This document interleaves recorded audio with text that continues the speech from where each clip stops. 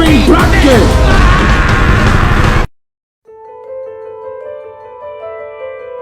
All right, what's going on, everyone? This is Chad Savorn. I'm here to talk about 6 Feet Under with guest Dennis Bereznyak. If you guys have not seen this show yet, it's an HBO show. We're going to be talking about spoilers in depth. So obviously, if you haven't seen it, stop watching now. Go on HBO and watch it. But yeah, Dennis, very happy to have you on. And Thank you. You excited, man? I am excited. What about you? Yeah, I am.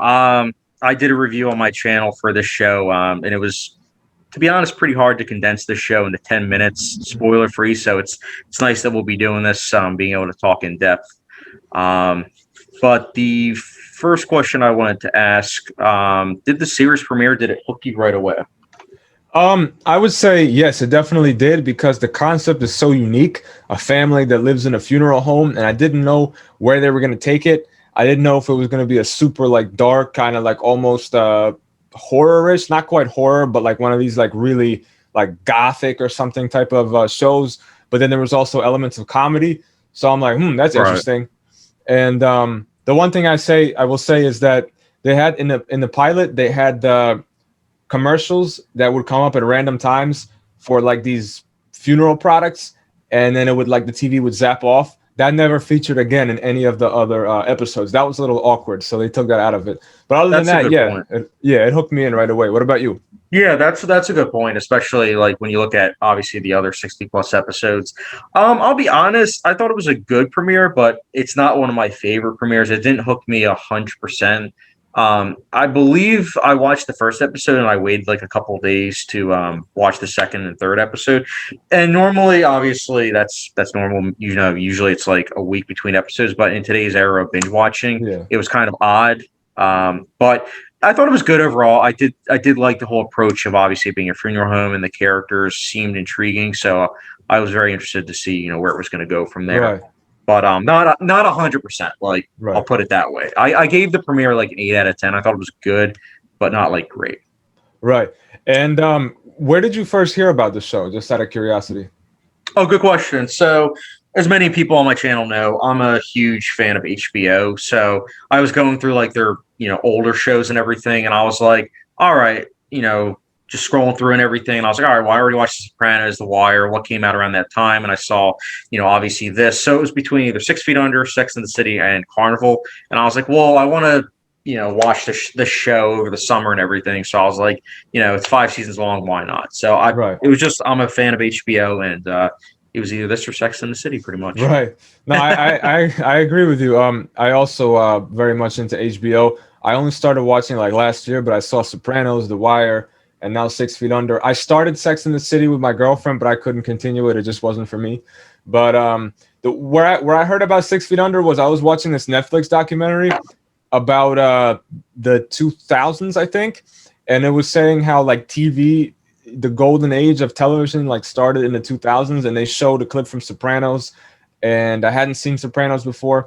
And then they showed the scene where Nate Sr. is in the car driving home, and he calls Ruth, and they chat, and then he gets hit by the bus, and then Ruth is like, and when I saw that, that's what really hooked me in, because it was such a contrast, because when he was just driving in the car talking to his wife, it seemed like some kind of regular sitcom or dramedy type thing, and then the bus all of a sudden, and it's just that contrast, and ever since I saw that, I had it in the back of my head. But then once I'd already seen Sopranos and The Wire, I was like you. I was like, what else is on HBO? And then I saw 6 Feet Under. I'm like, oh, that's the thing that I saw in the other thing. And then that's how I decided to watch it. That's very interesting, honestly. Yeah, mine's pretty basic. Scrolling through HBO, and then also IMDb's top 250, which sounds even more basic. But I don't know. It's when I read the premise too, I was like, a funeral home. Like, that's something that I'm sure HBO is going to make very intriguing and give a lot of insight to, and it did. Right. What are your thoughts on the theme song? Thomas Newman did the theme song. I like it. I think it's like appropriately creepy, but at the same time, has a little bit aspect of like frivolousness to it, and kind of like a lightness to it, along with the heaviness and the darkness, which is how the show was. Because even in the darkest episodes, there was usually at least a little bit of comedy. Although at the end, it started to be a lot more dark than it was funny. So I like the theme song, and I like the visual, like the opening that accompanied the theme song. Yes, I Um, agree with you. yeah, The theme song, ironically enough, was it was done by Thomas Newman, and funnily enough, he only did the theme song. Like he didn't do the score for any of the other episodes, but it's kind of awesome considering that he was able to pretty much set the standard of what the music for the show was going to be yeah, just by a 1 minute suit of music. So I agree, I like it. It does kind of balance that. Like it's almost like the background instruments are kind of like light, whilst the forefront it's kind of like more serious. It's an interesting balance. I don't know about you, but a lot of times TV shows I'll skip the intro, but I found myself with 6 Feet Under, all 60 plus episodes, never really skipping it oh because I was wow. always interested in listening to it. I usually skip also. I did skip it later on just because I was like, when I would put on the show and I would hear that HBO crackle and then the Yeah. HBO logo, and I'm, man, I got to see what happens. So I would skip it. But I did like it overall. But my favorite though would be "Woke Up This Morning" by the Alabama Three from Sopranos. That one I could still listen to. I can listen to that one out of context. I could just put it on and I will That one's enjoy really that one. good. Yeah. That one's really good. I might do a top 10 theme songs on my channel because it like I think theme songs really do kind of set the stone for what's going to be coming in the series as a whole. So Yeah. Dennis, I'm going to let you do this one because you were the one that actually Right. found this one. So take it Sure. away with this. Sure. So I was thinking about how weird it is that the setting of this show is Los Angeles compared to how the Fisher family are as people, and the darkness and their suppressive nature, how they suppress their emotions and stuff. And the fact that it takes place in LA was a big juxtaposition to me. I'm not gonna lie, I heard this on a different podcast, but then I thought about it and it made sense, and I wanted to give my own opinion on it. And Alan Ball, the creator of the show, actually had a quote about why he picked LA. He said, "I purposely chose Los Angeles to set the series in because in a show about death, why not set it in the world capital of the denial of death, which has got to be LA? Los Angeles is where you come to recreate yourself and become immortal." So I feel like what he meant by that was obviously LA is Hollywood, where everybody got to look young, even if they're older. They get plastic surgeries, actors, everyone. Youth, the fountain of youth. Youth is worshipped because you want to be a beautiful actor, and it's a place of a lot of vanity and a lot of like shallowness.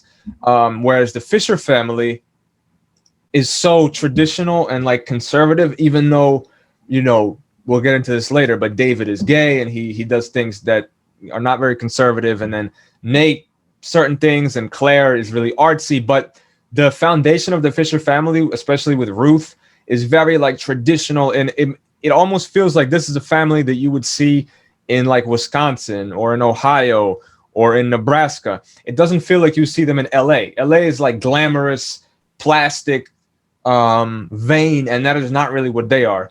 So I thought that was an interesting. And that's one of the big things. Like when you pointed it out, I thought to myself, it makes so much sense because the show is all about contrast. Like you said, the family itself, they are, on the surface, very traditional. It's only when you look underneath it all that, hey, they're anything but traditional.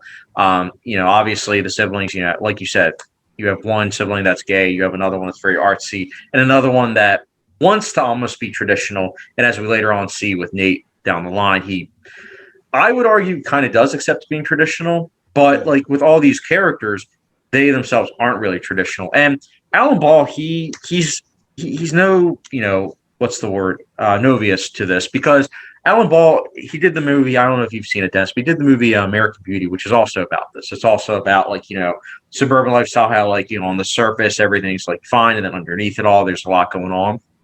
So I personally love the setting of LA. I think it's perfect, especially since as Alan Ball even said, with recreating yourself and trying to become immortal. I mean, we're literally dealing with characters, themselves that are trying to come to terms with being mortal, and how like hey, death is coming upon us, whether we like it or not, as we later on see in the series with Nate's death.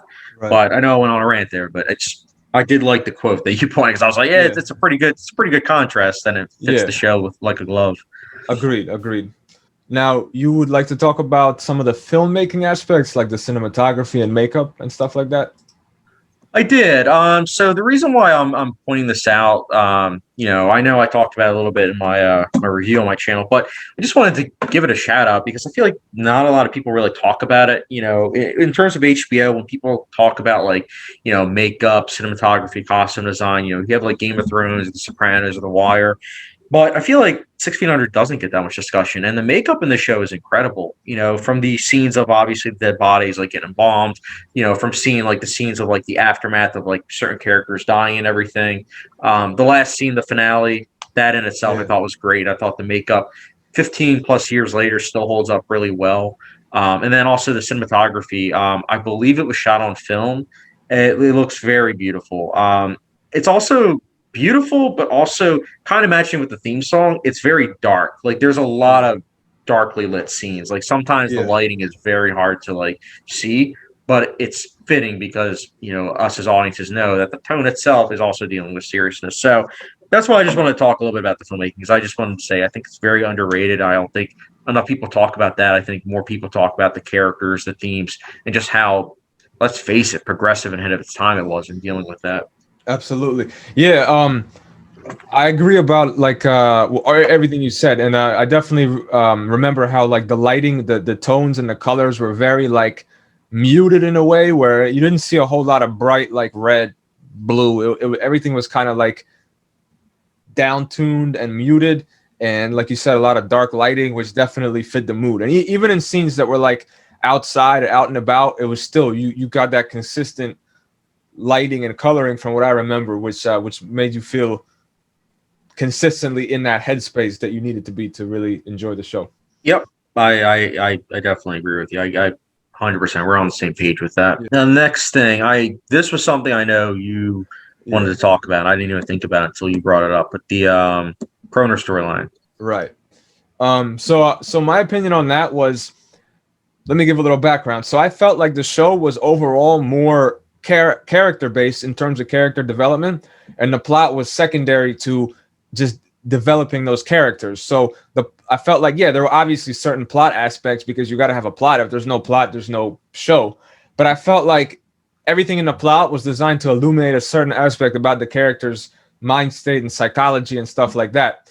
But then, for example, Kroner, it definitely illuminated things about the characters, but it was kind of like a pervasive plot line of its own that felt like it was supposed to stand on its own kind of two legs. Right. And when I was watching it, I didn't really enjoy that because I wasn't too invested in the business aspects of running a funeral home. It just wasn't that interesting to me. I'd rather learn about the characters and their personalities and where they come from. But then I actually posted on Reddit what I just said, and they were like, no, actually Kroner, it served the purpose because it illustrated, for one thing, it was timely because at that time in America, a lot of mom and pop businesses they were in danger because of corporations. So it kind of hit that. And also it basically, this is what people said, is that it showed that Nate was committed to the business because at first he was like, he wasn't sure if he wanted to do it. Right. But this kind of like helped to unite the brothers for a common cause and establish that Nate was committed to the funeral home and create unity among them. Because first, Nate and David did not they were constantly fighting.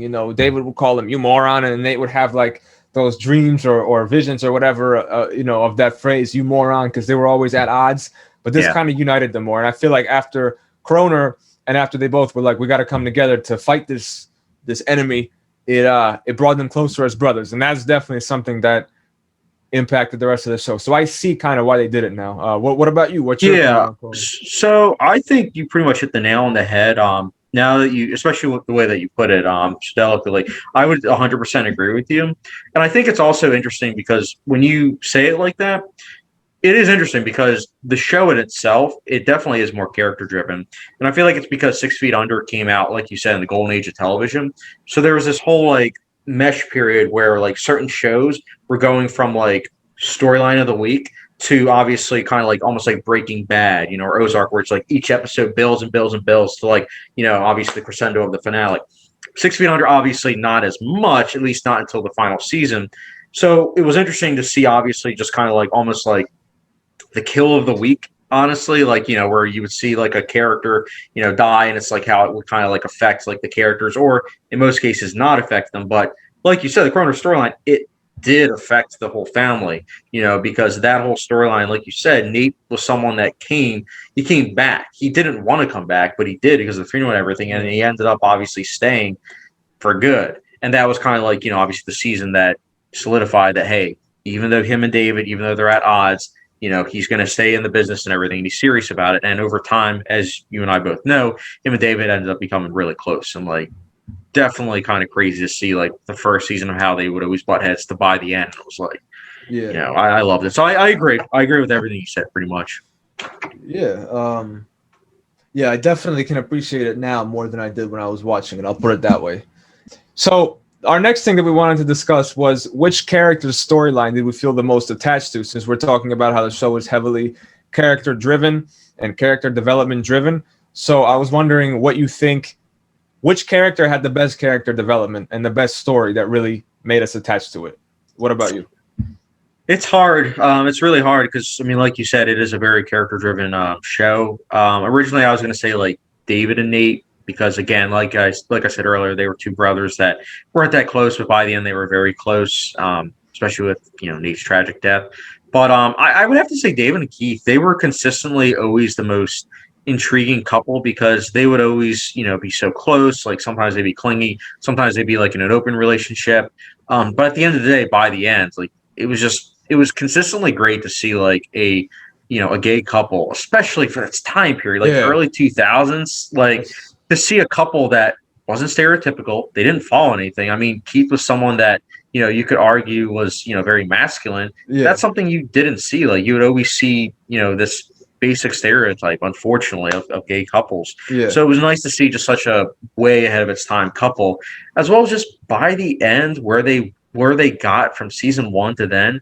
It was just great. Like they were just two individuals that accepted each other for who they were, and it was beautiful, man. I loved it. But like I said, very difficult. But what were yours, Dan?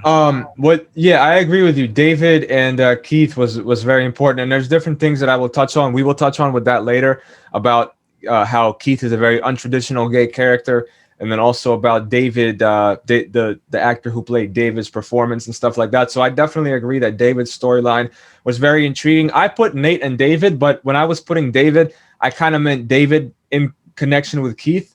So for me, that's like one thing. I know they're two characters, but when I put David, it was like inextricably linked from Keith as well, and seeing how David interacted with him. So, but for me, it was a tie between Nate and David. David was the most unusual, and I feel like probably the best performance.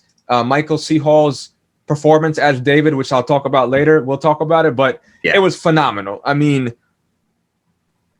just every minute he was on screen, I couldn't look away, and I would wait for those David scenes to come on. So, but because of the acting, but also because of the storyline, because how you said how groundbreaking it was for its time, and Keith was a very untraditional gay character. David fit more of the stereotypes, but he also had like a whole different side to him, especially in the beginning with the super private and like logistical side, and then you see his private side and how they contrast, and they kind of mesh together by the end and everything that happens. So David is big time for me.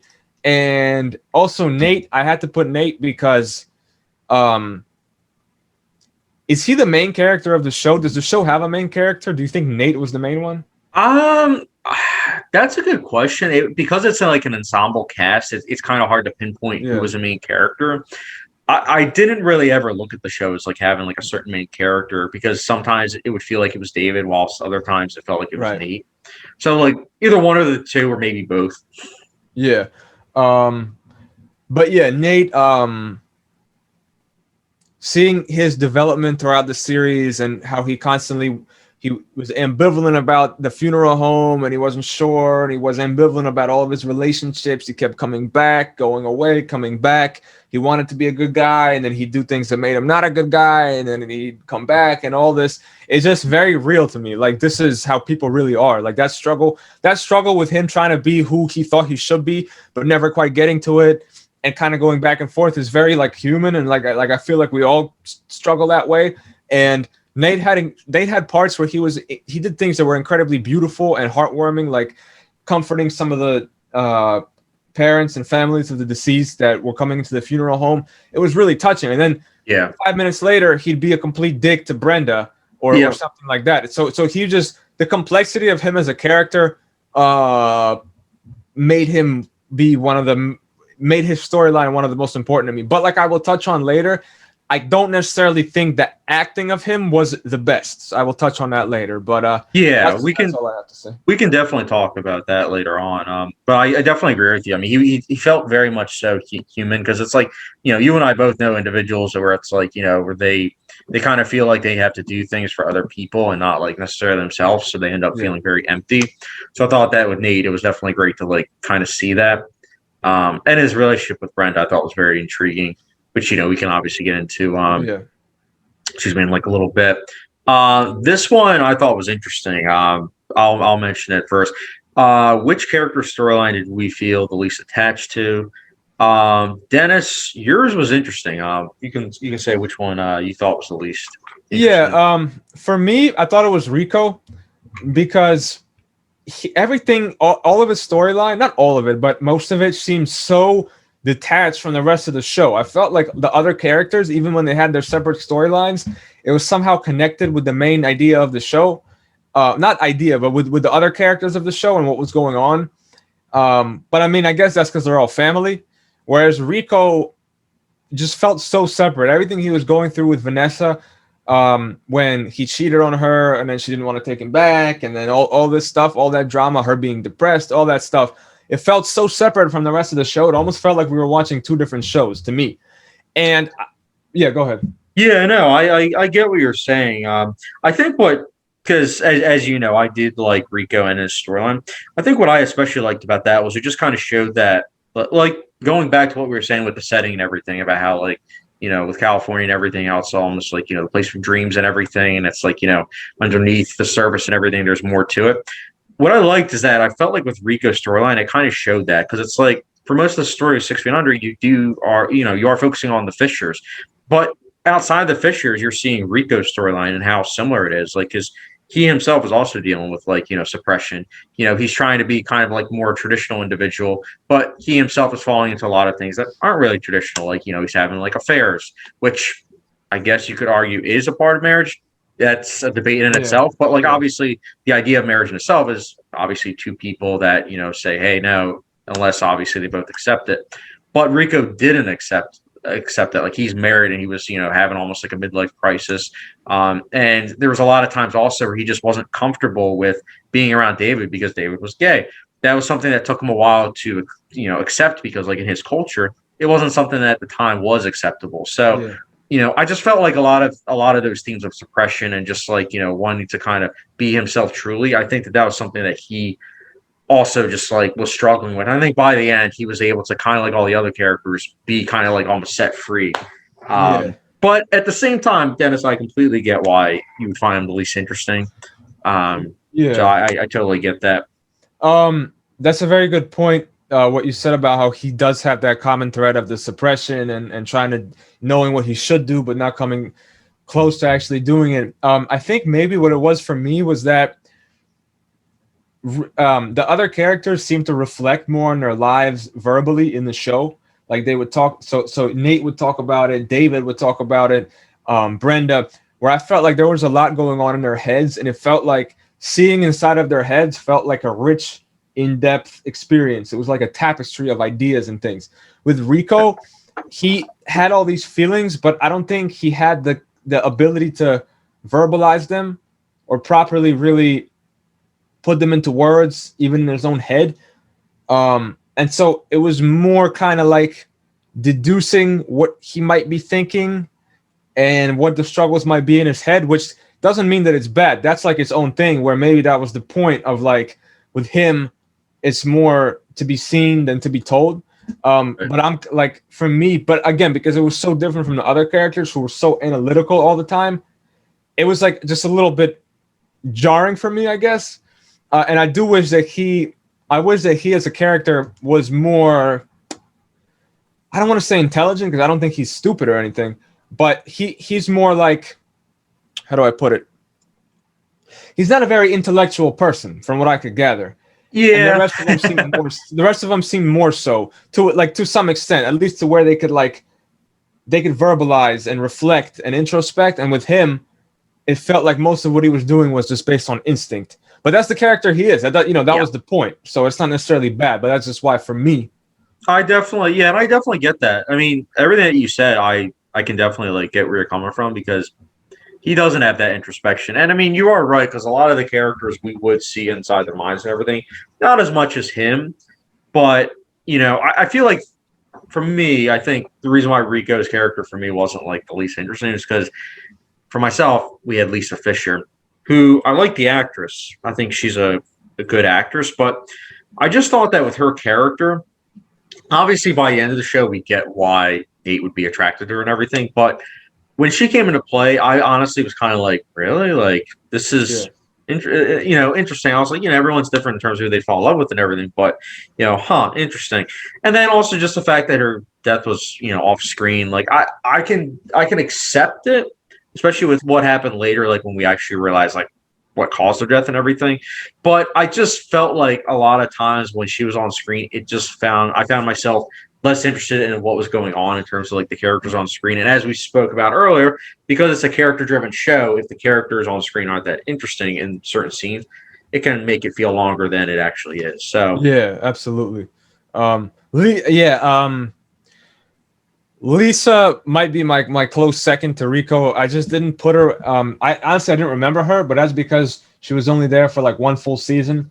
So I just didn't think about her. But yeah, Lisa and Nate's relationship was it wasn't very enjoyable to watch. She herself as a character was pretty bland and just not that interesting. But here's the thing: there's more people like her in the world than there are people like Brenda or George Sibley, who we'll talk about later, or right, even Nate. So it's like she was kind of like the person you see at the grocery store that you don't think twice about because they're not very interesting. And they don't right, put them very much in movies or TV because they're not that interesting. They put people on movies and TV usually who have some kind of abnormality or something that they stand out. But these are not the kind of yeah, people you usually see every day in your everyday life. You see more people like Lisa, although she had her thing with like the hippie stuff, but her personality is kind of bland. And it's like funny. I just thought about it that like in a show, she seemed out of place. In real life, she is the norm. You know what I mean? yeah.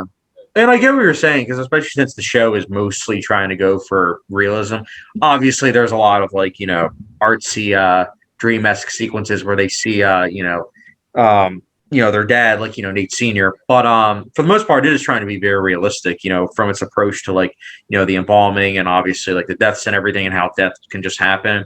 But I definitely get what you're saying, Lisa Fisher. And as I said, I found myself less interested, but it wasn't like she was insufferable. Like it wasn't like, oh my goodness, she's on screen, I gotta walk out. Like Right. But that's just it. I found myself kind of reaching even for that. Like I didn't totally hate her character. Right. Right. It just was a little bit lesser of what I felt. Right. Now it's funny because the next thing we were going to talk about is we touched on a little bit.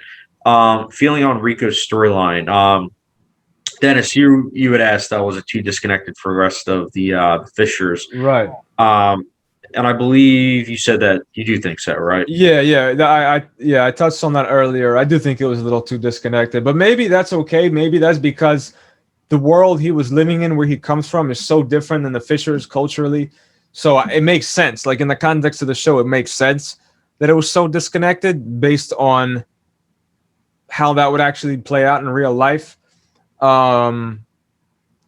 But yeah, just for me, it was, as a viewer, it felt a little bit too disconnected. No, and I not to cut you off, but I definitely get that because I mean, it's interesting because I feel like for that very reason, I found it intriguing because he almost represents like like an outsider looking in on the Fishers, and there's a lot of times where he critiques them, saying like, "Oh, why don't you do this?" or like when he wanted to be a partner. He's looking in at them and he's saying about how they should do like this. And it's funny, I think at least, because like he himself is also kind of dealing with the same things as them. Family issues, suppression, not truly being there 100%. The only difference I feel like is obviously the cultural thing. Mhm. But even with that cultural thing, it's still something to where he can't really be 100% himself. He's more being of like what he was growing up to be. Like I Yeah. remember there was, I think it was season 2 or 3. I remember he was talking about like why he was using like, obviously homophobic slurs and everything. And he couldn't even really explain why he doesn't like David. It just other than the fact of obviously like, because he's gay. And it's like one of those things where it's like, well, that's probably because he was raised that way. And obviously maybe the people that surround him too. So not saying it's right or anything. In fact, I think it was obviously very much so hard to watch for Rico, especially during those things. But by the end, it was great to see how much he grew because by the end, he was able to accept them, not just as a partner, but more of like obviously like a friend. And I think that's the most important thing. So, what I was getting at, I don't know. I think it just kind of ties everything together with like being an outsider looking in on the dysfunctional nature of the Fisher family. Right, right. Yeah, yeah. He definitely, especially in the beginning, he seemed on the surface to be much more functional. And he was like looking at them, and it was like looking through his eyes was like Right. looking through a sane person's eyes at all the crazy people. But then in the end, we saw how much he had dysfunction within himself. And then we were like, oh, he just had a stronger facade than them. Um, we're gonna run through some favorites and least favorites. So favorite and least favorite of Ruth's many boyfriends and husbands. So we got Nate Sr., we got Hiram, we got Nikolai, we got Arthur. Although I mean, that's a weird one, but he was a love interest, so we'll put him on there. And Yeah. then yeah, Dwight. and then you're right, and then George.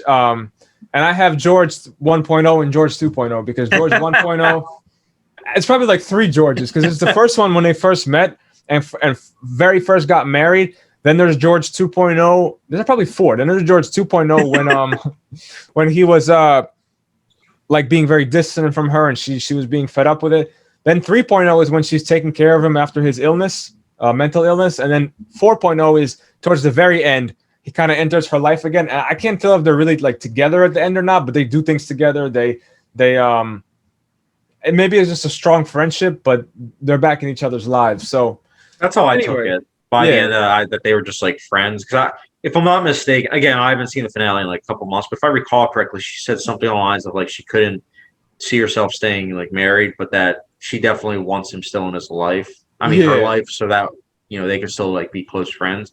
yeah, But I could be wrong. I know you're rewatching the series right now, so yeah. maybe I misheard.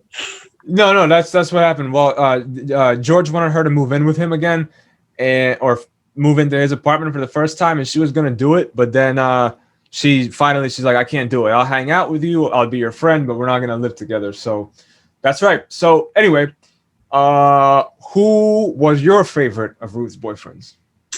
I would personally say George. All the versions. I personally love the actor that plays George. I think one of the interesting things about him is that like I personally, when I saw that he was in the show, I was like, okay, he's probably gonna be a bad guy because like later on in his career, he played a lot of bad guy roles, but he wasn't obviously like you said he had obviously 4 different phases in his life in terms of like playing the character George, but I just always found him intriguing whenever he was on screen. He always just brought a lot to the table. Again, going with the whole Rico thing, he was also another outsider that came into the family and had a lot of other issues where it's like previous marriage, daughter and everything, and I don't know, it just kind of spiced up the drama. I thought was really interesting. And then least favorite, I would probably have to say it's kind of a mix between Hiram or Nikolai. Those were ones that I was like I could take or leave. Like I Right. wasn't kind of rooting for them the way it was like with George. Like I thought George and Ruth went a little too fast, obviously, where it was like they literally met and the next thing you know they're married.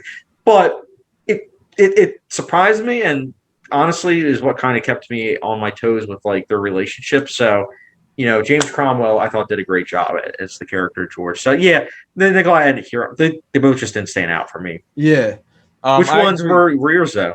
Um, my favorite, I put George version 2.0, but I guess in this case it would be like 4.0. So it's the one where finally at the end when they're friends, because they seem like they really do fit like in that sense, especially when Brenda drops off her baby with them and they kind of have to raise the baby for a little bit, and to see them go to the doctor together and George researches about the baby and George comforts her after Nate dies. That seemed like the healthiest relationship that she was in. As far as George, the character himself and the actor, I totally agree. I was always drawn to watching him. I think as an actor, he was phenomenal, and he really did a good job going between like this aloof academic type and then like after he goes through his mental episode, he tries to get her love back, and kind of he feels bad for all the trouble he caused, and he becomes so much more sensitive. And just to see that juxtaposition was really great and believable. It very different personality traits that were coming forth in those two instances, but very believably done.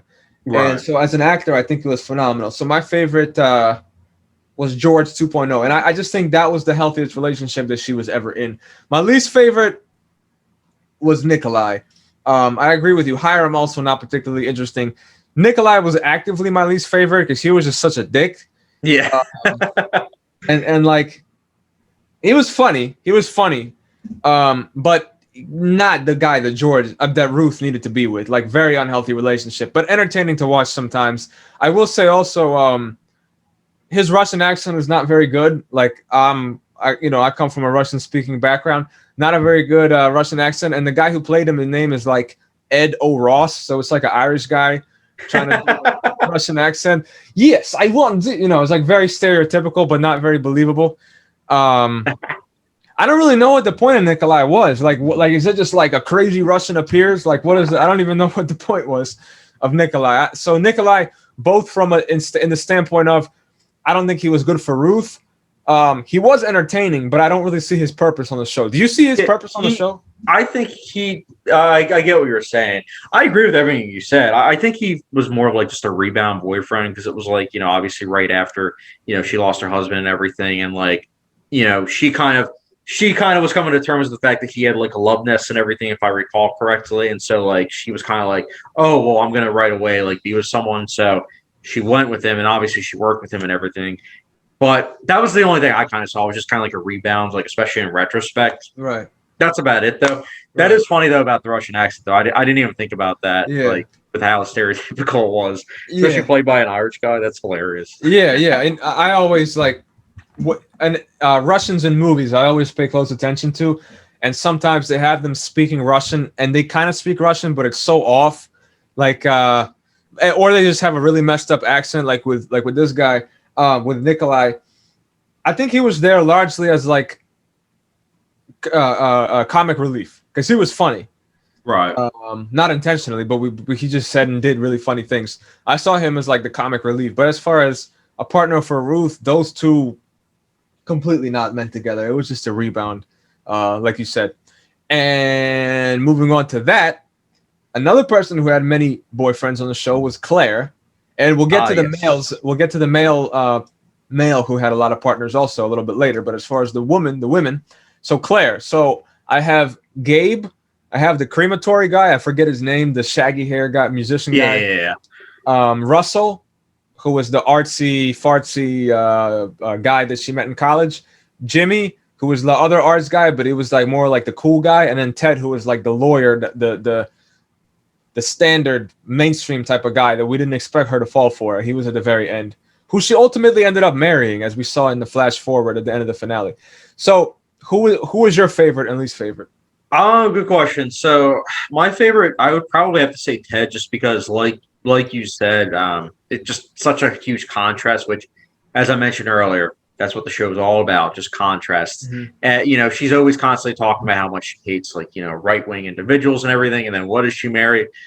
She marries someone that's very right-wing. I honestly, even though we didn't get to see that much of him, I really liked that because I thought that it kind of grounded her more because she herself wasn't really sure. I mean, as you mentioned, she's with so many other guys. She didn't really know what she wanted, but she ended up finding happiness. I mean, she was with him, obviously till he died. So I just kind of like that, especially with the flash forward that, she was able to be happy. And again, I just love that whole contrast between the two. Right. My least favorite would probably have to be Gabe. The thing with Gabe, going with what I was saying about Claire having to kind of like, go through a bunch of people to pretty much find who she ended up liking, complete opposite.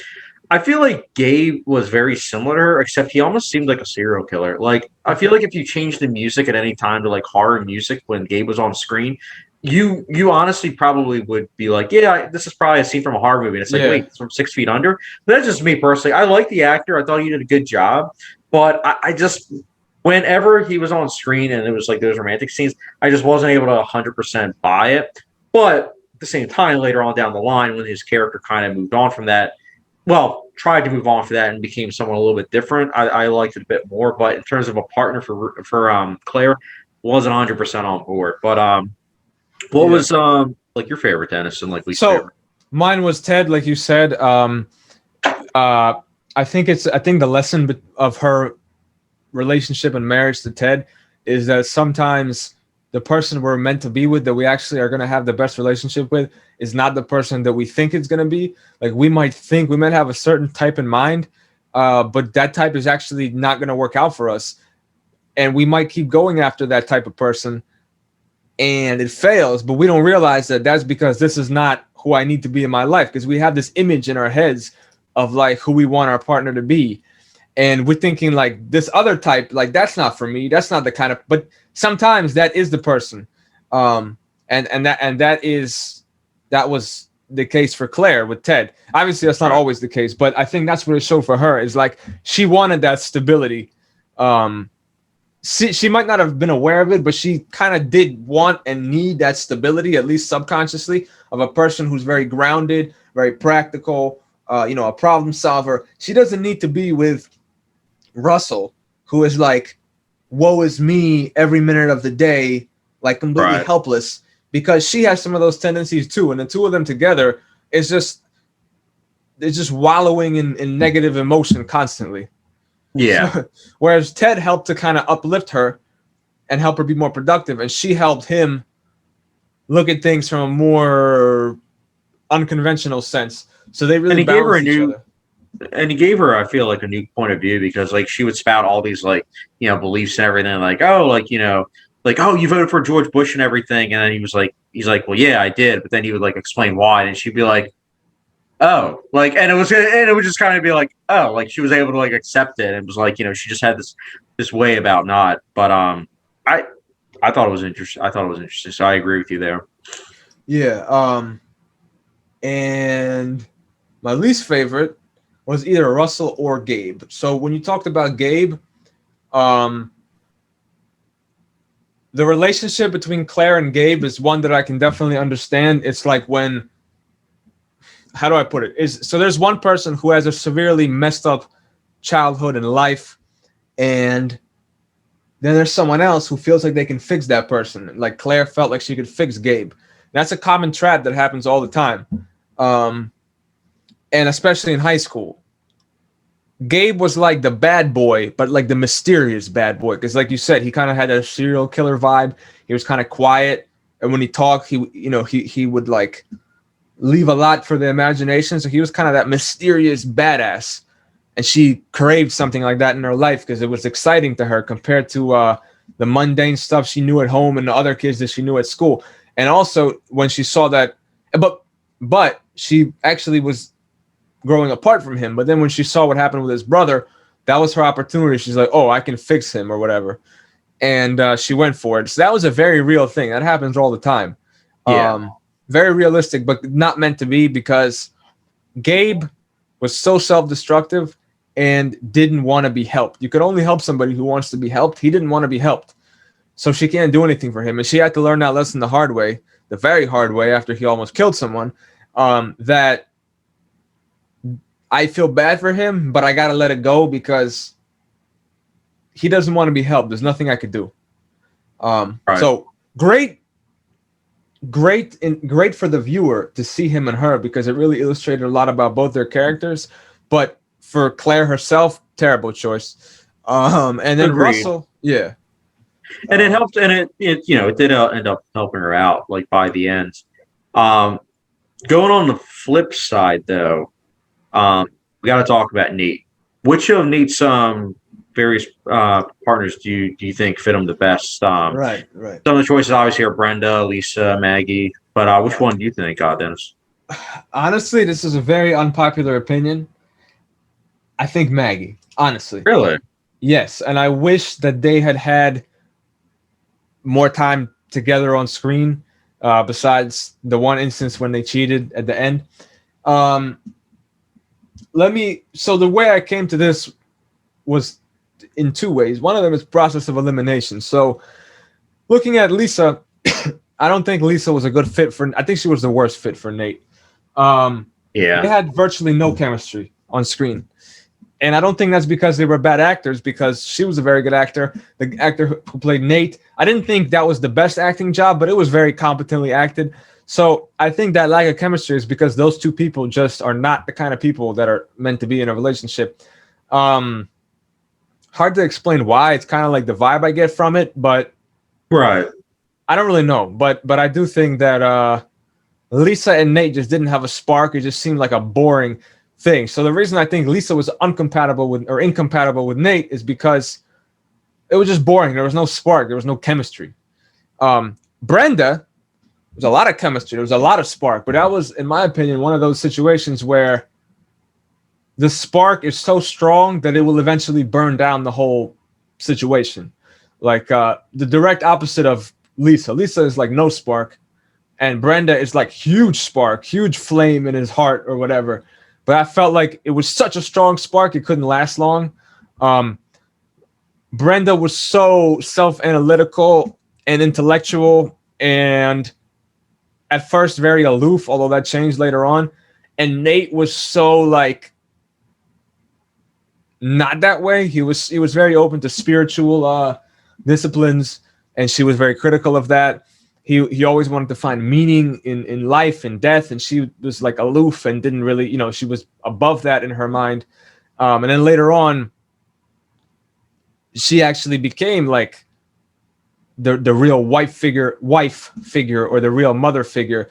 But that's at a point where he was unsure if this is what he wanted. And so I think that with them, it's like the Eminem song "Love the Way You Lie," where like it's a constant spark between them. They keep coming back and they keep burning each other and then leaving, but then they crave that fire. They come back, they get burned again. Right.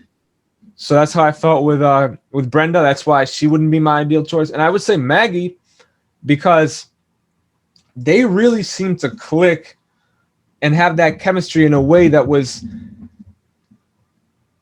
showing that they had stuff in common and they had personality traits that would mesh well without self-destructions. Like, she would talk about certain deeper aspects of life and spirituality, and he would eagerly listen, and he would learn a lot from it. And she helped to relate to him when she talked about her son who had died from cancer, and she was very vulnerable, and at the same time kind of kicked his butt in gear when she told him that some people look at life like a vending machine where you put in virtue and expect to receive happiness.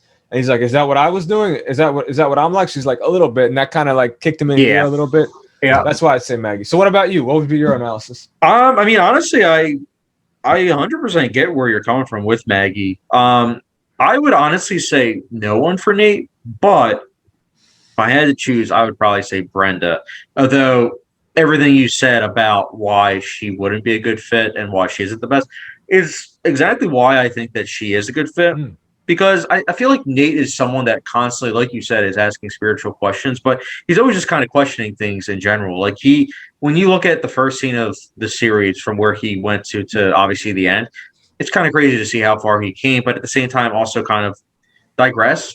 Because if you think about it, before he had the heart attack and everything, he was still figuring things out. He was still trying to get to places. So I don't know if Maggie was just kind of like I'm thinking about spirituality right now. I'm interested. Maybe kind of like, Brenda, maybe it's just like, like a little spark. And it's like, maybe once that interest kind of dies down, or maybe it never will die down. But if it does, what's the connection? Because going to what you said, because we didn't have that much time, we weren't able to kind of see like fully if it was. Problem with Brenda is exactly why I liked her for him. Brenda was someone that honestly also was changing a lot, but the difference is that they were almost like at crossroads. She changed and she would do things like when he would be on like the opposite end of the spectrum. When she was sleeping around, he wasn't. He wanted a stable relationship. When she stopped sleeping around, that's when he wanted to start sleeping around. It just was something that like I was rooting for them. And I think that's why I think that they was like, the best fit, because they've just been through so much, from each other that together maybe they're able to build each other stronger. But I guess at the same time, by the end of the show, we weren't able to really see that because obviously he died. But like I said, in a perfect world, I would say nobody because it doesn't seem like he's ever going to be happy. But by the end, I guess he kind of was because based on the dream sequences, it seemed like he was happy, he was content. But obviously, in the real world, I just wouldn't see like a perfect partner for him. I think Brenda Right. was the closest, but that's just me. Like I said, I get 100% what you're saying with Maggie, because I think in an ideal situation, based on where he was at like the very end, I see that 100%. Yeah. That's a good point when you said no one, because you're right. I think in order to be successful in a relationship, you got to really be willing to work on yourself and introspect. And Nate just was not willing to do that. And when he did, he wasn't very good at it. So until I wouldn't say that he's eternally doomed to be single, but I would say that unless he changes how he looks at himself, and unless he really takes a good hard look in the mirror and decides to be more aware of his behavior, yeah, it's no one, because he just is not the type at this point in time that would be in a successful relationship. I think what you said about Brenda is a good point. She kind of contrasts him, kind of brings him back down to earth somewhat. And what was interesting was in season 2, I hated Brenda because of how Yep. she was cheating and all this stuff. Was so like not willing to commit, but saying she was, and so duplicitous and all this. By season 5, it was so remarkable how much she had changed, and I was like, wow, she's really becoming a very like good person. And Nate was falling off. If only, I think in the beginning their relationship was doomed to fail because of her infidelity and commitment issues. I think at the end, if only he had looked inside of himself more and realized what he needed to do to be a good partner, I think they could have made it work. Yeah. She was doing her damn best. They were just on opposite ends of the spectrum. Like they just kept on missing each other. I mean, and as you and I both know, in terms of relationship, communication is important. And like a lot of times, like even going back to what you were saying with like, how Brenda would be like aloof at the beginning. I felt like Nate was kind of always like that, but I felt like especially towards the end, he even got more so.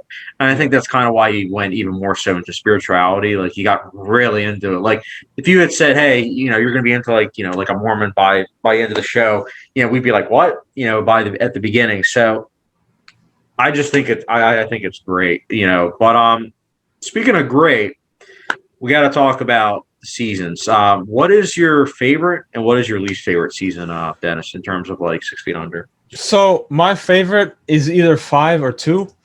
5, I'll give my reason for both, and maybe as I'm talking, I'll figure out which one I like better. But 5, it was beautiful to see everything, all the themes from the show come together towards the end in such a perfect way. I thought, and 5, I believe, is where George comes back from the hospital and how Ruth is so passive aggressive with having to take care of him, and he's like really doing his best to make her love him again. Yeah. That's an amazing dynamic that we don't see too often on television.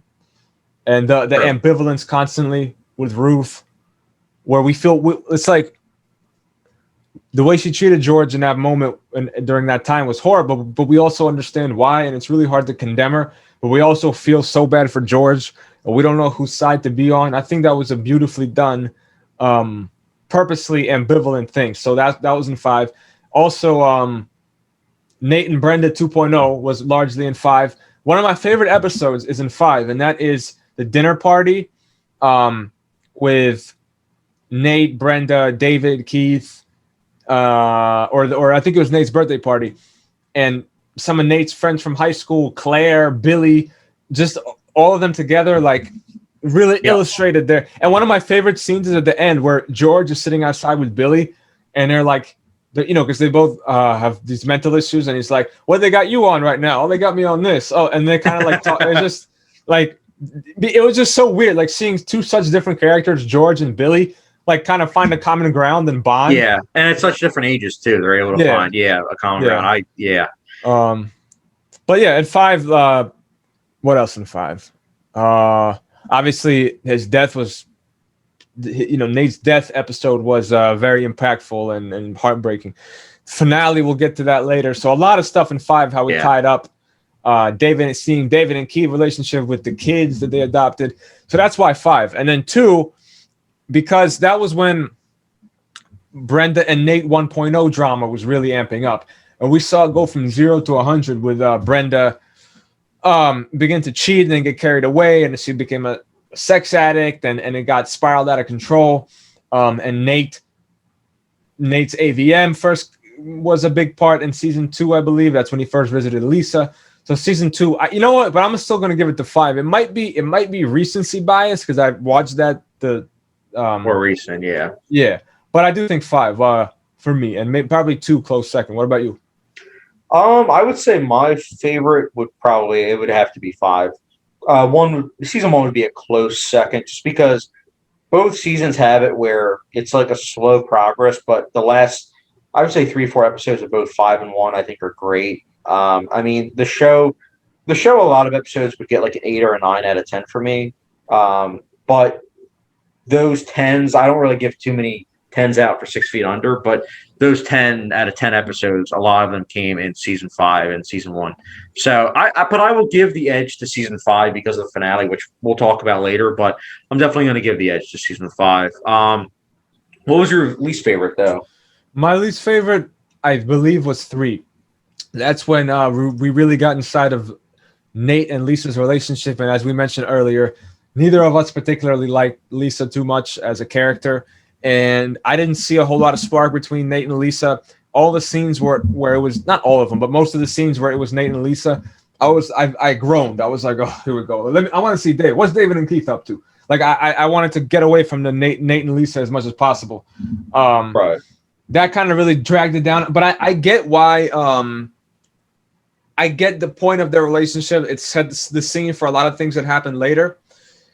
But it wasn't enjoyable to watch. And that was such a prominent part of season 3. I think Claire first goes to college in season 3.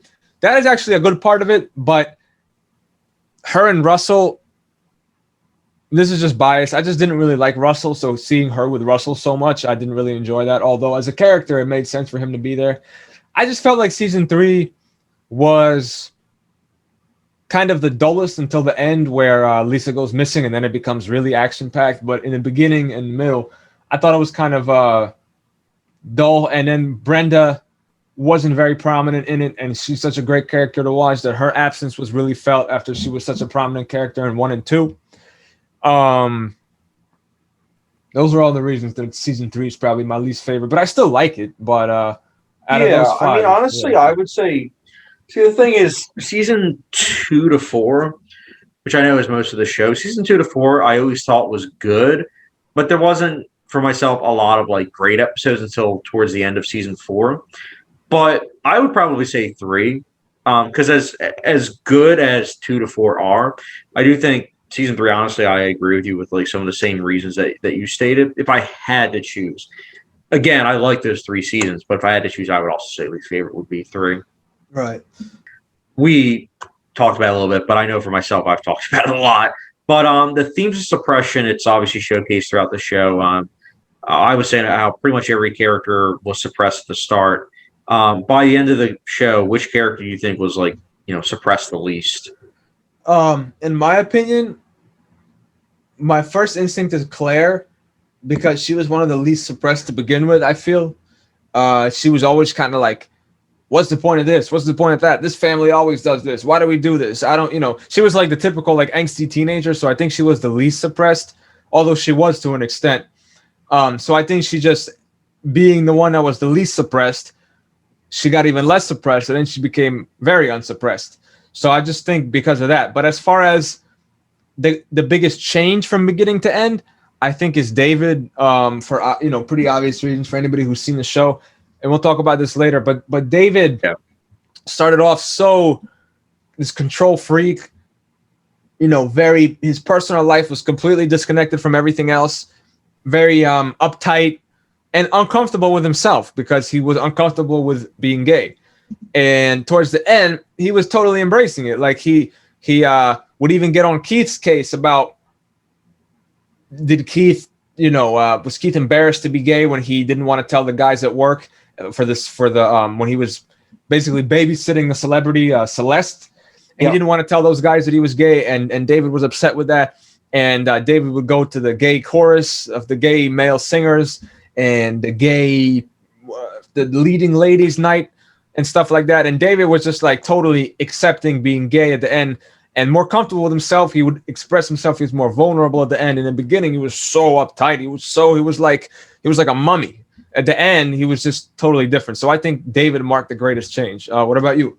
I would honestly agree too, especially because early on, like, you know, you would see him like go to church and everything. You would see his mom try to like set him up with, you know, other women. Actually, sometimes he would even, despite obviously, you know, having, you know, a boyfriend and everything, just because he wanted to have that feeling of like normalcy, especially since, I mean, he grew up in a household where, you know, you wouldn't really say your feelings. As the show progressed, that was the nice part about it, is that everyone started actually saying what was on their mind instead of, you know, keeping it to themselves. So I liked that. I liked the fact that like David was able to, by the end, be fully accepting. And you made a great point. The roles were kind of switched. I mean, you had Keith, you know, he would always be on David's case for like, you know, not coming out and everything. And like, even like, you know, at church and everything, being like, hey, like, you know, I'm fine with you going to church and everything, but, you know, why don't you tell anyone? But it was nice to see by the end, it was flip-flopped. Speaking of Keith, I think we definitely have to talk about, I know we talked about a little bit, very little at the very start, but the gay representation with a character like Keith, I can start with this. I think it's fantastic, way ahead of its time. I think even to this day, I don't think we've seen a character like Keith, if I'm being 100% honest. I feel like we might have seen a little bit here and there, but like to see a fully fleshed out character that's like a police officer and is like also like this very like, you know, masculine individual to be like, you know, portrayed the way he was. I loved it. I loved it. Yeah. What did you think about it? I agree. When I was watching the show first, I had a roommate living in my apartment, and I told him a little bit what I was watching, and he was like, whoa. So this show features a prominent gay couple, and one of them is a black cop who is also gay, and then the other one's a funeral home director. Like so many layers that you just didn't see. I don't know if you would see it to this day. And yeah, Keith being like very macho, like he's the type of guy that if we didn't know he was gay, we would think he was like the typical like macho ladies man, you know, like the action movie star that gets all, and just how he looked, how he acted, how kind of suave he was sometimes. It just, you wouldn't think right away from seeing it that that's a gay man, because on TV usually, I don't know about now, but at least at that time, you know, you didn't see gay characters portrayed like that. But there are a lot of people like that are like macho and all this stuff, but they're also gay, and that's incredible to put that on TV because it makes it much more real. I feel like a lot of times, actually, back then, and even now to an extent, when they do have a gay character, they do oftentimes put like the most flamboyant person. Or if it's a woman, if it's a lesbian, they'll put like the most like not the most, but they'll put like a really butch type of lesbian on, and we don't see so much the ones that don't fit the stereotype, but they exist. And I think it's like I know I'm jerking off HBO at this point, but HBO has always kind of been ahead of the curve with that because you know, a TV show like Oz also had you know, characters, you know, like that where it was just kind of like ahead of its time, where it's like they weren't fitting a stereotype, they kind of were like above it, where they were just like a character like you and me. And I love that. I love that about 6 Feet Under as well as a show like Oz. But you're right. You wouldn't think Keith is gay. Like if you just saw him in the street, you would not think that he is. So to feature a character like that, going back to what you were saying, like with Lisa, honestly, obviously I love Keith a lot more. But going back to Lisa, it's like Lisa, you see people like Lisa all the time, just like you see people like Keith all the time. That's just that's just a great thing about that. And also just the huge contrast. I mean, you know, going back to like David, I mean, like you were saying, I mean, David was someone he changed from super uptight and emotionally repressed to very, you know, emotional and sensitive. And I know that was something that we definitely wanted to touch on. Right. Is that something that you thought was like too abrupt, or did you think it was like organic the way they approached it?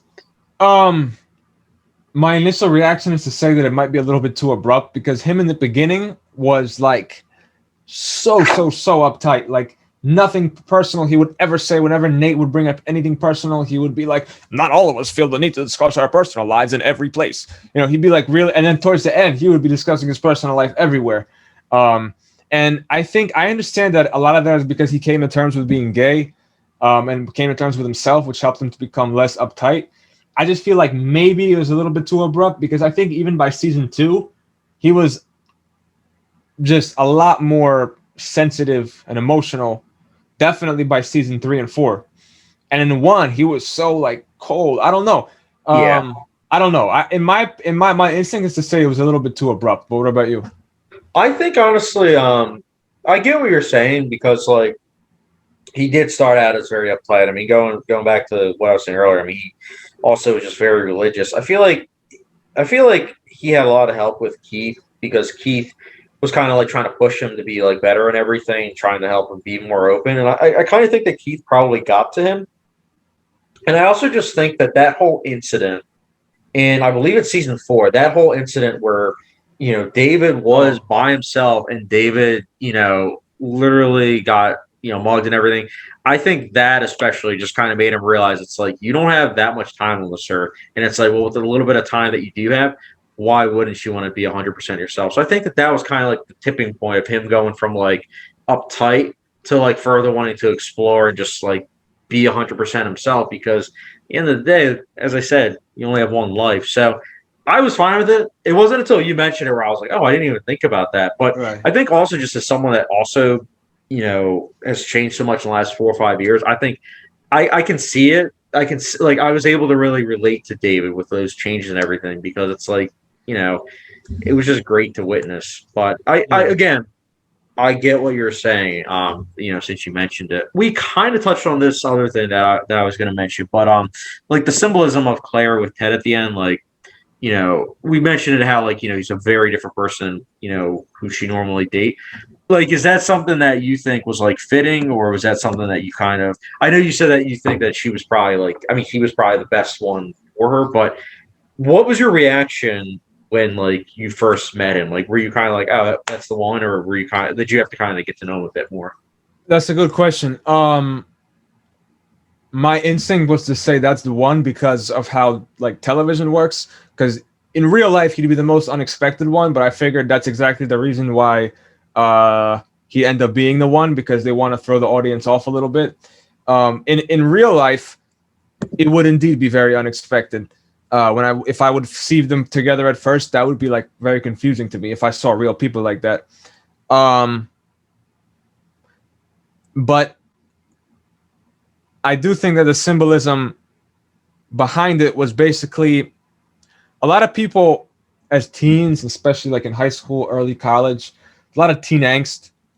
And we don't even know what we're angsty about, but we're just angsty at the world. Everything sucks and this and that. And we're kind of like, we have all these like very vague complaints about things. Like Claire was always complaining about very vague political complaints, but they weren't like, this policy is bad because this. It was just like, what are they doing? No one even cares that they're doing this. It's like, She wasn't able to back.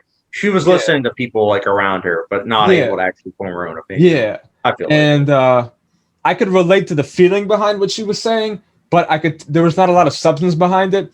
And I felt like sometimes a character like that needs someone who's more grounded to like balance them out, because if she had stuck in that mind frame forever, you don't get anywhere. Because I see people still that are like in their 30s, 40s, and they still kind of have that angst like Claire does, and they haven't transformed it into anything productive. And these are not happy people. And Ted, I feel like, while she will never agree with his politics, but he has more of a practical, pragmatic understanding of the world that I think balanced her out. And she, at the same time, made him more out of the box and made him more kind of experiment with some more creative things. Like at the end when she was taking pictures of him naked or whatever, he wouldn't have done that like normally, but she kind of pushed him to step outside of his boundaries. So I think the symbolism was strong. And I think that it was a very wise choice to put him there. What about you? I agree with everything you said. I think that it was honestly at first a bit jarring. Like when I first saw him, I was kind of like, oh, that's interesting. But I think by the finale, I bought it. I got it. I completely understood it. You always hear people say, oh, opposites attract. And I definitely thought that was a case of like opposites attract, where it's like they were able to pretty much be the yin to the yang. So I did really like that. And I liked honestly your points that you made. I think for myself, it was just more of like the whole feeling behind it. Like at first, I kind of felt like almost like Claire, where it was kind of like, oh, not this person. But by the end, I was able to accept and say, yeah, this is cool. Especially when you realize, as we mentioned earlier, that they end up being together. I thought that was cool. Opinions on Maggie, how most people, at least on Reddit, seem to really hate her, but how you actually like her, and judging her for infidelity is crazy in the context, of a show where almost everyone cheats. Right. But what are your thoughts behind that? So yeah, I didn't realize this, but when I like looked her up on Reddit, like people's opinions on her on the 6 Feet Under subreddit, they really don't like her. They think she's like this like person who tries to be good, but they're really a snake underneath. They're like this goody two shoes, but underneath they're this like snake, but they don't have the balls to admit it, and they're like this weak kind of person. They do not like her, and they really judge her for sleeping with Nate when he was married and expecting a baby.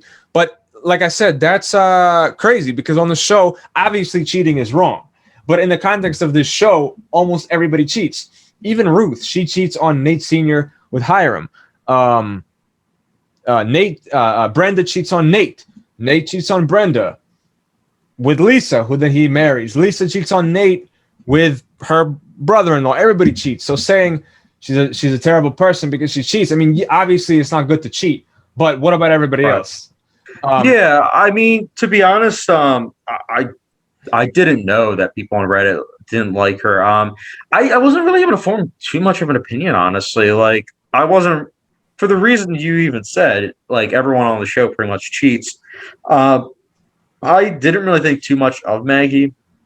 As I mentioned earlier, she like, I get why you feel like she would be compatible for Nate, but I think while I was watching and everything, it was just kind of like one of those things where I was like, I could live either or with her, but I definitely wouldn't say I hated her. Right. I definitely would not say I hated her, because I didn't get to know too much about her. Nate was obviously drawn to her because of for religious affiliations and everything, and that just kind of drew him with his spirituality. But for myself, I wasn't really drawn to her. So I just think it's people hating on her. I think it's too much. Fair enough. Yeah.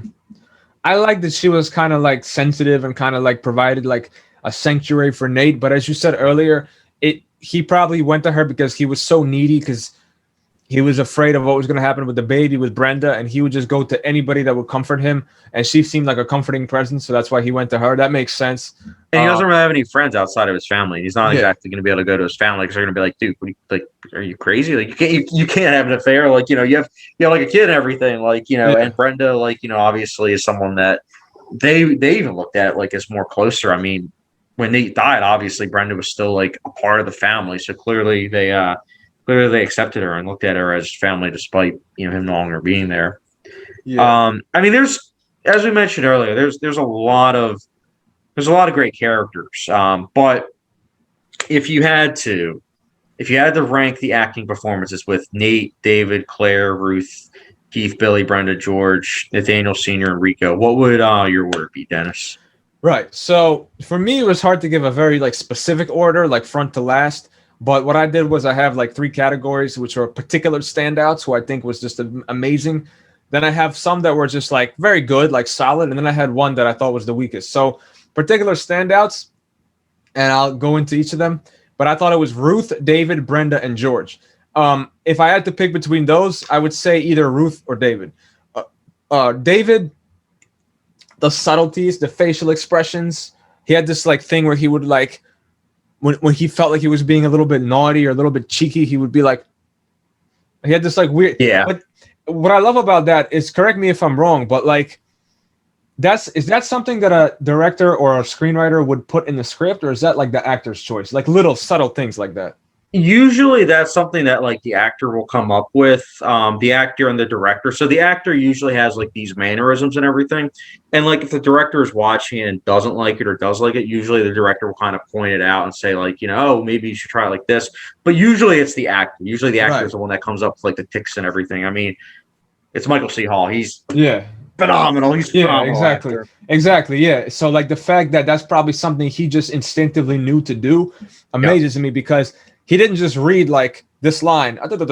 He like really lived that character with the mannerisms, with everything, his eyes, his like just the physical, the body language and the tone of voice was phenomenal. And it wasn't an easy character to embody, because first of all, it's hard to play a funeral director because most people are not familiar with how funeral directors are. So you have to kind of put yourself in the mind of a funeral director. Then you have to put yourself in the mind of a gay person. And then you have to mesh those two and somehow make it work. How many gay funeral directors do anybody really know? Like, not a lot. Like, so for him to be able to do that just based off of his imagination was tremendous. And then Ruth was incredible too. There are more people like Ruth in the world than there are like David, but with Ruth, someone mentioned on Reddit that she was never not acting. So even if she was kind of in the background of a scene or something, or she was being spoken to, or someone was speaking and she was listening, she was always like reacting. And I didn't notice that myself, but it makes sense when they say it. I can think back to it and realize it, where she never like sometimes some actors, they kind of zone out, and then when it's on them, they start acting, and then they zone out again. With her, she was like so minutely reacting to everything. Again, the facial expressions, the body language, really incredible. Like, what amazes me the most when it comes to actors is the ones that figure out themselves certain things that simply cannot be put into like a script. It's things that they got to intuitively just feel. In order to embody that character, and they can't even explain why they're doing it, but they just feel it in that moment. And especially in a TV show where you're doing 60 plus episodes and you have to continue to do that. It's amazing. I agree with you. Frances Conroy, I thought was great as Ruth. She was phenomenal, honestly. And then the other people who I do also think were standouts, maybe not quite as good as the first two, but although honestly, they were quite as good as the first two. Brenda and George. Brenda, again, a very complex character, the mannerisms, everything, the way she delivered her lines, the way she was able to embody both the aloofness as well as this like extreme vulnerability was amazing. George, the way he went from this aloof academic to like this sensitive, like almost he was like a kid again, where he wanted his mother's love, and how he was able to do that was incredible. So those were my particular standouts. The ones who I thought were very good, just, very competent actors, were Keith, Billy, Claire, Nate Sr., and Rico. I just thought they did a good job. But with Claire, she had some lines when she was younger, when she was still in high school and in college. It didn't seem too believable for me. It seemed like something that a 45-year-old would imagine a teenager to say. It felt a little bit like not authentic, because the people who write shows aren't teenagers, so it's an adult trying to peek into the mind of a teen, and sometimes it becomes awkward. What do you think about that aspect? So my thing, what I did was I kind of like ranked them like with all the characters that we mentioned. I'll go from like worst to best. So my order from worst to best, it's Billy, Nathaniel Sr., Claire, George, Rico, then Ruth, then Brenda, Keith, Nathaniel, and David I thought was personally the best. Claire, I liked. I thought she was always kind of like you said, angsty. But as you mentioned, the earlier season, some of her dialogue, it wasn't the best. Part of me says, though, maybe teenagers do talk like that because I feel like they're still trying to put words together and 100% understand what that meaning is. Like, going back to what we were saying earlier, like, she's still trying to find herself and everything. So I gave it like a pass. Like, it wasn't like cringy the way like some people might think it is, but I definitely get what you're saying, because out of all the performances we mentioned, I would say hers I liked on the lesser side, but I like all these performances. But I especially wanted to talk about David. I mean, Michael C. Hall, like you mentioned, all those small nuances that he gives, like, the ticks that he does with his performance, and the fact that he was able to consistently do that and also build with his character, I thought was great. And also, I know you started the show and then like stopped, but right after 6 Feet Under, I started watching Dexter, and I'm still watching it. Right now, I'm just about done season 6. It is insane, the fact that Michael C. Hall is able to play a gay funeral director and then is able to play a blood spatter, psychopath. And it's two opposite ends of the spectrum, but like, I buy him as both. And it's a testament to his acting abilities. And like, he I don't think he's a method actor. I don't know. He hasn't really been in anything in 10 years, but it just feels like he really gets into character and that he's like a chameleon actor. And then Nathaniel, going back to what you were saying earlier, I liked Nathaniel as acting, but I also feel like maybe that's because I just haven't seen that actor in that much stuff. I think his name's Peter Krause. Yeah. I bought him, I bought him as that brother that was trying to figure things out, whilst at the same time, putting up the front of like that he has everything together. But that's just me. And then also Keith, again, I haven't seen much of the actor that played Keith, but like he sold it. Everyone sold it in this show, and I think that was the most important part. But I think you want to talk a little bit about Nathaniel, right? I remember earlier you said you want to talk about like his acting. Yeah. So Nate, I'm not sure if it's the acting or maybe this is just the kind of person that Nate was, where I felt like the character of Nate was so kind of unaware of how the world works. He was very like, I think the word is myopic, where it's like you look at everything from your own point of view all the time. Yeah. And he was so like naive sometimes. And he would just think that because he believes something, it's automatically true. Like, he was not one that could really deal with reality too well. And he almost seemed a little bit too naive for a man his age. So that's why I felt like maybe the acting wasn't up to par. Maybe because seeing like a 35 to 40-year-old man act like this, like bright-eyed child who expects everything to go his way all the time, I would think that a person by the time they reach that age wouldn't really be like that. But looking back at it, it might not be the acting. That might be the character that Nate is. There are people like that. Yeah, so, I was gonna. It's funny you say because I was actually just about to say that. Yeah, I mean, I feel like their family in itself is kind of like a showcase of like, I know it's going to sound very 2021, but I don't care because I feel like it's very accurate. But it felt like it was a very good showcase, way ahead of its time, 20 years later, of like white privilege. I mean, like he is someone that was able to travel the world pretty much and come back and get like a job just because of who his family is, and he was able to just do things. Like he was able to like go someplace and whatnot and just be able to do whatever. He was able to in the early seasons, able to just show up whenever he wanted to, and like he didn't really have any consequences or anything. Yeah. Obviously he died at the end of the season, so that was like a consequence. But for the most part, he just kind of went about things and just didn't have any consequences. And if you don't have any consequences, I feel like you don't really have time to like form your own opinions fully and to really grow. And I think that kind of just was a great representation of his character. Like he was just someone that never really kind of grew. He was always someone that kind of almost like reverted back to old ways, I felt like. Yeah. But I think okay. No, I was just gonna say I think that his there were no real repercussions. Like even growing up, like David had the aspect of being gay to deal with. Yeah. Claire had her, I don't know, her angstiness and well, Nate was angsty too.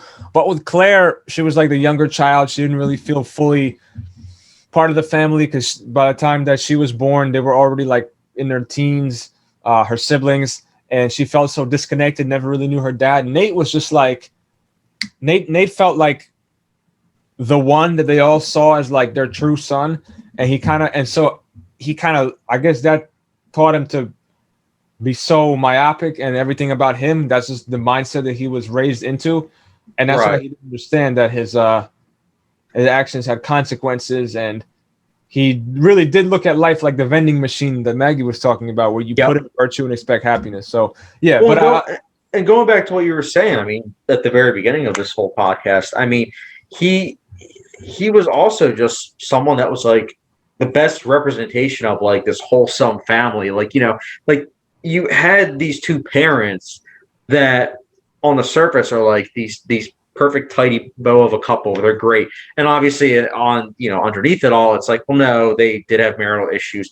But like in terms of not siblings, in terms of their family members, like, the kids that they had, I feel like Nate's the best representation of that surface level. This is a perfect child. Like, he went away, he was successful, but then he ended up coming back and he ended up, running the business and everything. Meanwhile, you have Claire, like you mentioned, she's very angsty. She doesn't fit that mold because I hate to say it, especially 20 years ago, but she's a woman, so they're probably not going to give the business to her. Yeah. And then also, too, she's someone that constantly constantly would butt heads with their mother. And Yeah. because of that, that also I feel like really affected their relationship. David, obviously he's gay, and 20 years ago, I mean, now it's difficult, but 20 years ago it was even more difficult. So it was like one of those things where like they weren't going to give the business to either of those two. Nate was obviously the perfect child in that regards, but he wasn't interested until it was kind of like, oh, my dad died. I don't really know what to do with my life. I'll come back. Oh, yeah, why not? I'll just do it because it was given to me. Why Right. not? Like, it doesn't really matter. And that's why him and David butted heads so much early on, because David was like, well, no, dude, it's not just a job. Like, you got to do this correctly, because it's like we're obviously giving a presentation and everything. People are paying thousands upon thousands of dollars for us to do a good job here. So I know it's a lot long-winded, but I liked it. I thought that was great. Yeah. No, we both have good perspectives on Nate. Somebody mentioned in the Reddit before that they felt like the show began as Nate's show, like where it felt like he was dominant, even though it was an ensemble. But they felt like in the beginning it was more viewed through Nate's lens, through Nate's eyes. And they felt like towards the end it became more viewed through Claire's eyes. How do you feel about that? I personally would probably agree with that. Actually, no, not probably. I think I would agree with that. Come to think about it, because I know we're going to be talking about the finale in a little bit. But I definitely would say that, because I mean, especially the finale. The finale really hits home the whole themes about Claire and everything, and how she becomes like at the forefront. And then when you rewatch the show in retrospect, it makes sense. Yeah, I would say that. I would say either that or like Nate. It starts out as Nate, and then it becomes kind of David's show. So I feel like he got a lot more focus on season 4 and 5, like he more so than before. But but I would agree with that. Would you say that it becomes like Claire's show by the end? So I think it definitely starts off as Nate's show, and then I think season 4, from 1 to 3, it's definitely Nate's show. But then in 3, it becomes kind of Nate and Claire's show. Then David really shines, I think, in 4 and 5. Yeah. And Claire really shines in 4. So Claire starts shining in 3, and then in 4, she shines even more. In 5, she starts off shining. Then towards the middle, when it gets to Nate's marriage, and then finally him in the hospital, and then he dies, then it becomes briefly Nate's show again. But Nate kind of passes the torch to Claire, and then it ends as Claire's show. And David, it's like he's like a close second, but I do think, I think it ends as Claire's show. The fact that this is a good segue into the finale, the fact that, it was seen through her driving away in the car, and we see all the things that happen and how she's the oldest one. She outlived them all. I think that solidifies it as being Claire's show at the end. Since we're on that, go ahead. I was going to say, because I definitely think we should end on the finale. Going into the finale, did you know it was considered like one of the best finales like of all time, or did you just kind of know it was like just a finale? I did know, because I had read about it on Wikipedia. I didn't read the plot of it, but I had read that it was one of the best, and I also was aware that it was going to be that time lapse. I didn't know what was going to happen to everybody, but I knew it was going to be a time lapse. So wow. I didn't know that. Yeah, did you just went into it completely blank slate? To be honest, like when I originally looked up the show on IMDb, like how it was, considered one of the best TV shows of all time, I would scroll through the episodes, not the premise or anything, but I'd scroll through the episodes and I would constantly see like 8 point something out of 10, 8 point something out of 10. And in the last like 3-4 episodes of season 5, I saw like 9 something, and I was like, what the heck? Yeah. And then the finale, I saw 9.9 out of 10, and I was like, whoa, holy cow. Yeah, I was like, all right. And I was watching the finale, and like the first half, I was like, this is really good. But I was like, 9.9 out of 10. And it wasn't until what I didn't know about it was the whole time I didn't know that. So like the last 10 minutes when that happened, I was blown away, man, because like I had heard one thing I did hear, and this was later on, and I part of me was like, oh, I can't believe it was spoiled, but like I heard everyone died. So like in my mind, I was like, everyone dies. Okay. I thought that like when they were all like in the house, I thought there was going to be some tornado or like some Deus Ex Machina just like kind of falls from the sky or something. So I was happy that didn't happen. Instead, it's Claire driving off, and then all of a sudden that music just swells, and like you just see like the time lapse. Dude, I was in tears. I'm not even gonna lie. I was in tears. I thought that was so beautiful. I thought it was a perfect ending. Me too. Yeah. Me too. Yeah, I was very emotional. I felt myself tear up, and I think that to compare this to other HBO shows, it was like the anti-Sopranos finale. Yeah, that was. Sopranos, Yeah, yeah, I love yeah. the Sopranos finale, but yeah, Sopranos finale is like we don't know what the hell happened. Like I mean we do, but like we can suspect it, but we don't really know. It just cuts off. And this one is like the most final finale I've ever seen ever, where it's like literally every single character's life to the very end of their life yeah, is chronicled. That's just so detailed, but in a very believable way, but also in kind of a humorous way a little bit. Like Rico just on the cruise ship just dies out of nowhere. Like it was kind of funny. Not that he died, but the way it happened. And Billy talking, 50 years down or 30 years down the line, still ranting about Ted and Claire. Well, I said this, and that was a very emotional moment, and I thought that Ted was going to give me closure, and then Brenda just he just bores her to death. Like that was really that was funny, but yeah, and then finally Claire at the end is like 90 or 100 years old or whatever it was that she died at. I thought that was beautifully done. but also I think what's great is it's kind of like when you actually watch the last 10 minutes, it's kind of like I did watch like an interview with Alan Ball, and he said it best. It's like, how else would you have ended the show? Like it makes sense that you would show everyone dying because the show is literally about them coming to terms with it. So it's like, well, let's show them come to terms with it, albeit years down the line, because we're not going to make this a 70 plus season show. So it made sense. And honestly, like I said, I just couldn't have seen any other way to end it. I don't know why I didn't think about it like going into it, but I'm just so glad they did it. Also, the one moment I wanted to mention, and I didn't really talk about this with anyone else, but the interesting thing is that I didn't even just get emotional with that. I also got emotional like right before Claire even left. Like the scene of Claire just talking with her mom, like, she's like, no, she's like, yeah, I'll stay. And her mom's like, you would do that? And it's like, yeah. And it's like, and like, I was kind of like, oh, of course, she's not going to, another reason why she can't. And then her mom's just kind of like, no, like, I'm glad that you would do that for me, but no, like you need to become your own person. You need to, and it made me so happy. I got emotional because I was like, not only did it surprise me, but also when you find out through interviews, I found this out. Alan Ball, that actually happened to him, that kind of scenario where like he was gonna stay, but he ended up not staying because he had the blessing. I think it was with his mom. And obviously, he ended up becoming the great screenwriter that we know today, of the one who did American Beauty and the show 6 Feet Under. So it's kind of great that he incorporated that into like the show. And then also, I mentioned earlier about the filmmaking, but the makeup in the finale is just it's outstanding. It's 15 plus years old, and that makeup still holds up. Like you wouldn't think it's these 30 plus year olds in makeup and prosthetics. You genuinely think, oh, that's Keith when he's like 70 plus, or oh, that's like it's great, honestly. I really like it. And also going to what you were saying, it is like the anti-Sopranos. I love the Sopranos finale. I don't care what anyone says. Yeah, I me too. love that finale because it's so fitting. It's fitting to the characters. It makes sense. It doesn't matter if Tony dies or doesn't die. It's not the point. The point of the show is that this is something that he is always going to be looking over his shoulder. In the show 6 Feet Under, the whole point is suppression and how these characters are no longer suppressed, and also how like the entire show they've been trying to cope with knowing that they're going to die, and at the end we get to see how they ended up fully coping with it because here it is. It's right in front of them. Right. Yeah, it definitely fit the show. The same way that Sopranos ambiguity fit Sopranos show is the way that the extreme finality fit this show. Let me think. I had something else to say, but I forgot about it. You're fine.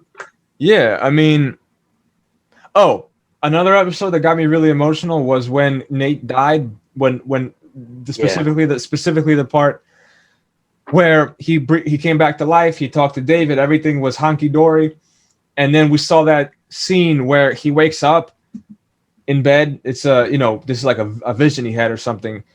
Or a dream where he gets up in bed, his dad is calling, and from outside to get in the van. Then we see David, but it's like David looks like Shaggy from Scooby Doo. He's like all like smoking weed and come on, man, totally different character. They get in there and the dad's driving the van to the beach, and they're all like they're kids again, and they're on the beach, and Nate goes swimming, and slowly it switches from like this lighthearted tone that's in Nate's point of view, and then Nate goes in the water and Dave's like, no, there's sharks in there or something, and then we see just David looking into the horizon, and then we come back to real life, and David, and then the thing flatlines, I believe, and David is like, he doesn't, he's confused because he was just okay. That moment really messed me up also, because it was like that fake out where we thought he was going to be okay, and then he wasn't, but it was also kind of like a double twist, because when the episode first, when he first had that episode, when the TV episode first started and Nate first had his episode with the AVM, we were like, okay, he's going to die. We were getting prepared for that. That was shocking in and of itself. Yeah. Then it was like he was okay, and we almost felt I felt a little bit gypped. Like, I'm glad he's okay, but like, what was the whole setup of this episode for? Like, he already had a death scare in season 2. Why do we need another death scare? And then finally, to see that he actually did die, it was like, now it all comes together. So but it was like a double fake out. It's also, I found chilling because, like, we always see title cards at the beginning of episodes of like who died, and you always just kind of like you just go with it because like you don't know these people that died, which is kind of the whole point of the show, is that like this business, it's just that it's a business for everyone that's involved. But like when you see that title card and it's at the end and it's of Nate and showing like that he died, it just hits home because it's like that death that you always are kind of like, it's out in the distance. It becomes more upfront because you as an audience member are attached to Nate. Yeah. You knew him for 5 seasons, so it hits a lot harder. So, and I agree with you. That episode's great. It was emotional. I definitely thought it was great because it was in that, again, 3-4 episode window of like the last 4 episodes of season 5, which I thought are fantastic. It really was great. It's just the whole build up that led to the finale, which I don't know about you, but me personally, the finale is my favorite episode of the show, hands down. Interesting. It's definitely my top ones. I think, it's hard to remember all the ones from like season 1 and 2, but so there's definitely recency bias, but my favorites would probably be finale, the one I mentioned where Nate dies, probably the end of season 2 where Nate has his first health scare. Oh yeah. That was really good.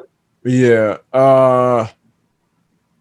It's hard to think of particulars, but one, we can end on this. One that really stuck out to me, and we're kind of going backwards, but one that really stuck out for me that's controversial from what I've seen is That's My Dog, which you alluded to earlier, where David got kidnapped, which changed him for the rest of the show. So what did you think about That's My Dog?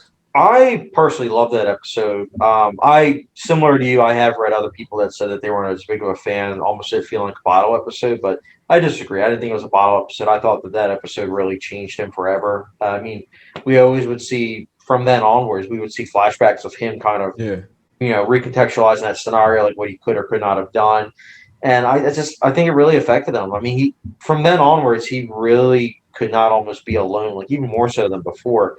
And he just kind of got even more scared. But it was nice by season 5 him kind of coming to terms with that and him kind of accepting it. So, for you, I think you said that you did like that episode as well, right?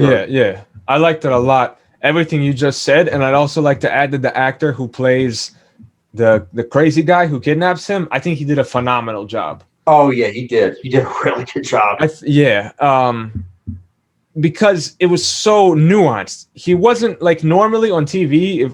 From what I've seen, if we see like this crazy, deranged, violent person, they're like they're either like hyper aggressive and like, oh, you motherfucker, or they're like this, like the silent but deadly type where they're like, yes, you will see, I will kill you.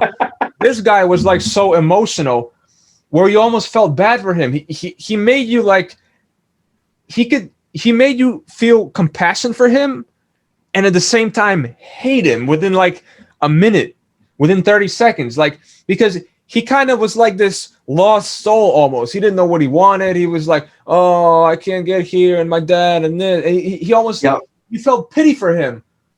But then the things that he would do, it's like, how do you reconcile that? Because he seemed like this kind of like poor, dejected, like loser type, for lack of a better word, and you felt like just pity for him on the surface, but then at the same time he's brutally torturing David, and you don't know how to feel like.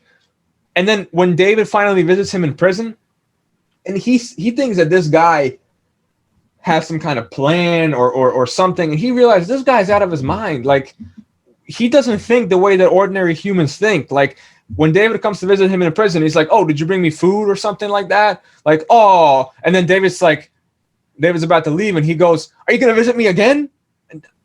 Why would I visit you again? There's no plan. There's no end game for him. He's kind of like what Joker said in The Dark Knight. It's like he doesn't have a plan. He just does things. Yeah. That's just how he was, and it was definitely fascinating to see like that being depicted on screen, especially like all those years ago. But yeah, man. Well, Dennis, I wanted to say I'm glad that we were able to discuss 6 Feet Under.